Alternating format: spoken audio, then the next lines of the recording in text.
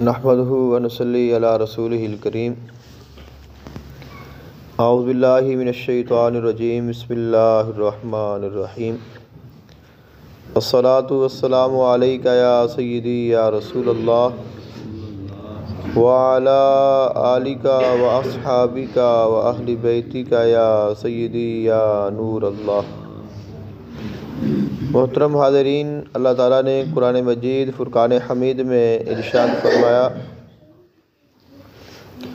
ما اصاب من مصیبت فی الارض ولا فی انفسکم الا فی کتاب من قبل ان نبرأها ان ذلک علی اللہ یسیر۔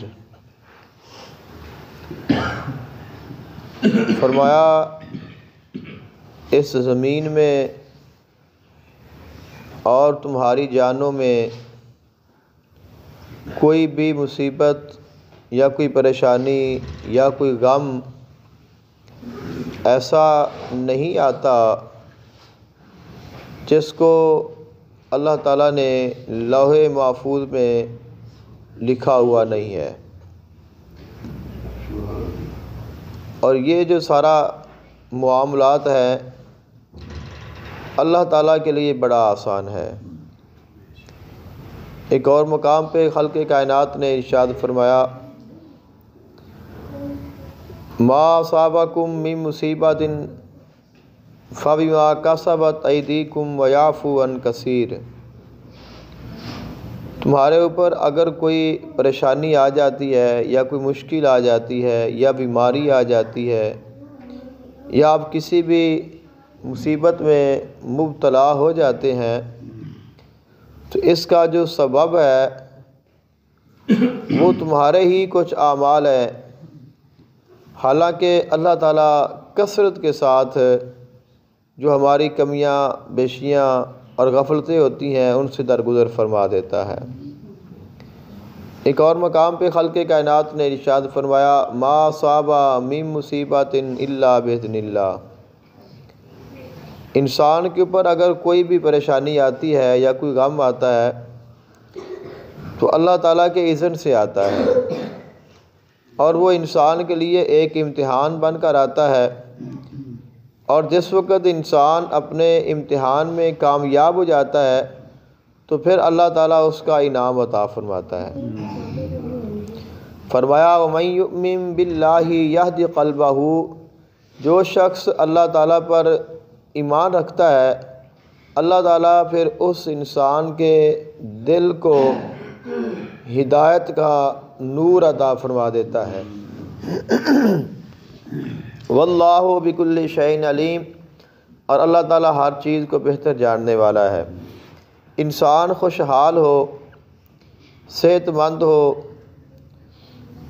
رزق بھی ہو، مال بھی ہو، خوشیاں ہی خوشیاں ہوں، کوئی بیماری نہ ہو، کوئی تکلیف نہ ہو، کوئی غم نہ ہو، کوئی پریشانی نہ ہو، تو اس وقت انسان اگر اللہ تعالیٰ کا شکر ادا کرے، اللہ تعالیٰ کی عبادت کرے یا اللہ تعالیٰ پر راضی ہو تو یہ ایک نارمل کام ہے کہ اب تو رحمت ہی رحمت ہے، برکت ہی برکت ہے، خوشی ہی خوشی ہے۔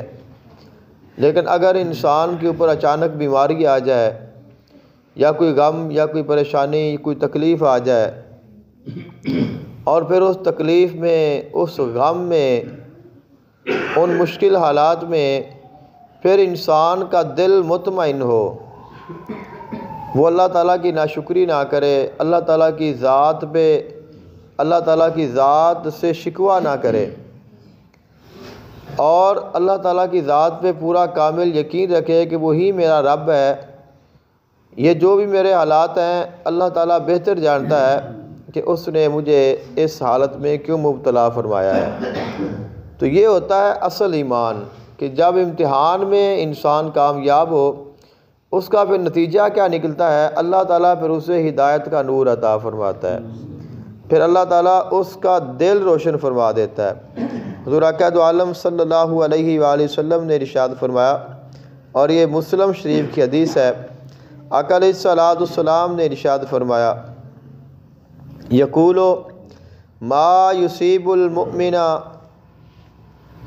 من وصب ولا نصب ولا سقم ولا حزن حتى الهم یہمہ الا کفر بہ من سیئاتہ۔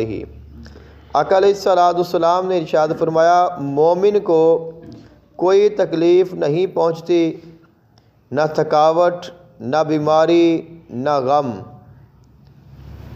یہی چیزیں ہیں جن میں انسان مبتلا ہوتا ہے، یا تو اس سے کوئی تکلیف آ جاتی ہے، یا کسی بیماری میں مبتلا ہو جاتا ہے، یہاں تک کہ انسان جب تھک جاتا ہے۔ تو یہ جو ہماری تھکاوٹ ہے اس کا بھی انعام ہے۔ آقا علیہ السلام نے ارشاد فرمایا نہ انسان کو کوئی ایسی تھکاوٹ ہوتی ہے، نہ انسان کو کوئی ایسا غم پہنچتا ہے، فرمایا حتیٰ کہ کوئی فکر بھی جو اسے فکر مند کر دے، کہ انسان کسی فکر میں مبتلا ہو گیا اور اس فکر سے انسان اس کو سوچتا رہا، اس پہ غور و فکر کرتا رہا۔ فرمایا یہ جو ساری چیزیں ہیں اللہ تعالیٰ ان میں سے ہر ایک کے بدلے میں انسان کے ایک ایک گناہ کو مٹاتا ہے اور اس پر اپنی رحمتوں کا نزول فرماتا ہے۔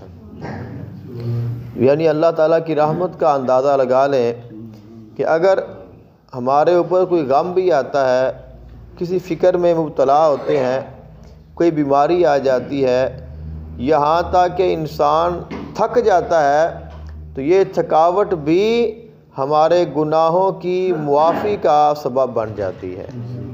دعا اللہ تعالیٰ عمل کی توفیق عطا فرمائے۔ افضل ذکر لا الہ